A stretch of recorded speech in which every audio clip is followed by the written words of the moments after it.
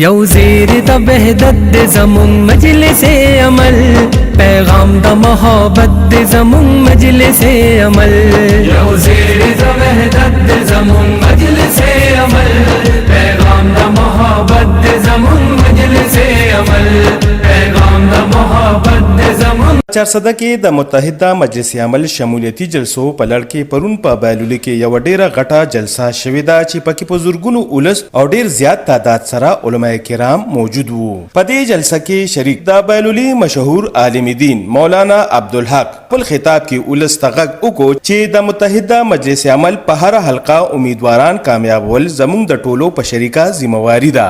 حضور پاک صلی الله علیه وسلم فرمایي د کم بنده چې چا سره محبت یې سره د حشر میدان کې پاسي دا علماء دا متحد شو په دغه متحده مجلس عمل په نوم باندې په دې کوم کسان زموږ د ضلع 400 کې ولاړ دي. مولانا صاحب ورشاه صاحب حلقه 24 باندې ان شاء الله د دې منګه امیدوار د قومي اسمبلی او دا کتاب باندې ان شاء الله مهر لګو او بیا په 28 باندې حاجی ظفر علي خان صاحب دا متحده مجلس عمل متفقه امیدوار دی ان شاء الله منګه دا اویل ورکو حلقه کې 57 باندې زموږ کوم د ریاض حاجی صاحب او خصمګیره سره ټوپه بسر ده د دین خبره کوي جمعه کې چې کوم د اموز کا درس کوي او په مخ باندې محمد رسول الله ګیره ده داوی تایید من کوي ان شاء الله تاسو په دې من سره متفق بیا ور سره حاجی سلام الله خان صاحب دا جګم د پی کې 58 باندې متحده مجلس عمل امیدوار دی او پیر گوهر الله شاه صاحب په پی کې 56 باندې غزمن امیدوار دی. بیا په پی کې 60 باندې مولانا مصدر شاه صاحب داوی تایید کو مولانا مفتی عبدالرؤف شاکر صاحب په پی کې 59 باندې ازمن د متحده مجلس عمل امیدوار دی.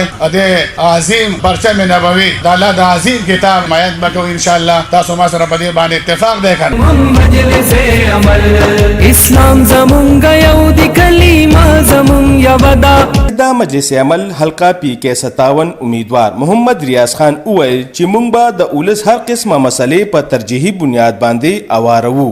ان شاء الله متحده مجلس عمل لك الله په وطن کې اختیار ورکو نو موږ به اسلامي نظام راولو. ان شاء الله موږ به د ځوانانو د روزګار بندوبست کوو. واده ګران دي ان شاء الله موږ به ظلمول ودونه کوو او هغه جنکه چې وسینه کې مور خپل دا جنکو ودونه ان شاء الله موږ کوو. دا د ظلمونو لپاره ځوانانو لپاره زموږ د پیغام دی او کوم له الله په وطن کې اختیار راکړو موږ به د سودي نظام خاتمه کوو. موږ به د عدل او د انصاف نظام الله منو په ختم نبوت مو عقیده دا هم یو زمونږ دین یو ایمان یو مکابدا بیا ولی جوړه کړي موجوده جدا فرقه دا.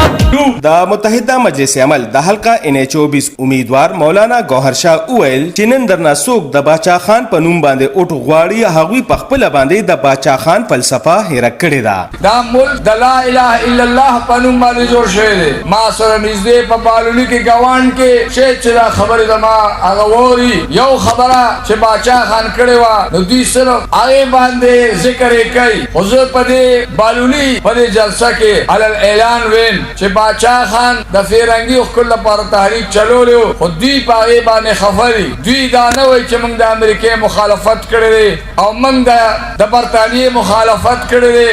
دوی ښکاره دا وایي چې موږ سیکولر یو. وروڼو دوی د اسلام نوم نه اخلي. باچا خان د اسلام نوم اخیستی و. هغه ناره دوی پرېښې ده هغه ناره چې څنګه زموږ اکابرو لګولې وه موږ د هغوی وارثان یو. د اکابرین د دیوبند د هغوی وارثان یو د هغوی په لار روان یو او تر هغې پورې موږ جدوجهد کوو چې څو پورې موږ کې ساه وي په دې ملک کې به موږ اسلامي نظام راولو انشاءالله العزیز. په دې جلسه کې دا امن ضمانت دی زمون مجلس عمل پیغام د محبت دی زمون مجلس عمل یو زیر د وحدت دی زمون مجلس عمل. ټولو شرکاو دا عهد وکړو چې موږ ټول به په شریکه متحده مجلس عمل له اوټ ورکوو او د دې ټول امیدواران به په اکثریت سره کامیابوو. انعام جی 400 ټي وي بهلولي 400.